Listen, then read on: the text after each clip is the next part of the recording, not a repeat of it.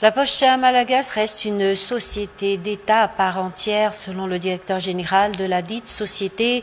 Ce dernier a tenu à démentir les rumeurs selon lesquelles l'État aurait épuisé une somme importante dans les caisses de la Poste Malagas. Lors d'une rencontre avec des journalistes, le directeur général de la Poste Malagas a également tenu à mettre en avant les efforts déployés par l'entreprise pour répondre aux attentes de sa clientèle en perspective de cette année 2024. Reportage signé Sibela Mazav. Au cours de ces dernières années, la Poste Malagas n'a eu de cesse de diversifier les services qu'elle propose. Avec l'avancement de nouvelles technologies, la Poste Malagas ne se contente plus d'offrir des services classiques à sa clientèle, mais se place désormais en pilier de l'inclusion financière à Madagascar, selon le directeur général de la Poste Malagas. Son objectif principal étant de répondre aux attentes de sa clientèle, rétablissant ainsi la confiance en sa capacité à évoluer de manière constante et performante.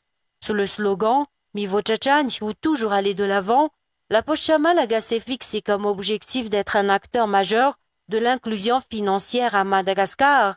Mais cette société d'État se consacre à la base, à la logique, à la réception, à la manutention et à la distribution de colis, ainsi qu'à l'envoi de lettres à l'échelle nationale et internationale. Lors d'une rencontre avec des journalistes, le directeur général de la Poste Malagas a tenu à démentir les rumeurs selon lesquelles l'État aurait prélevé une somme importante dans les caisses de la Poste Malagas. Au contraire, c'est la Poste Malagas qui soutient l'État dans ses différentes transactions, comme par exemple lors du paiement des bourses des étudiants de plusieurs universités publiques de tout Madagascar. En effet, étant une société d'État, la Poste Malagas fournit des services publics au nom de l'État malagas, tout en adoptant tous les modes de fonctionnement de n'importe quelle entreprise qui doit performer, innover et engranger des recettes.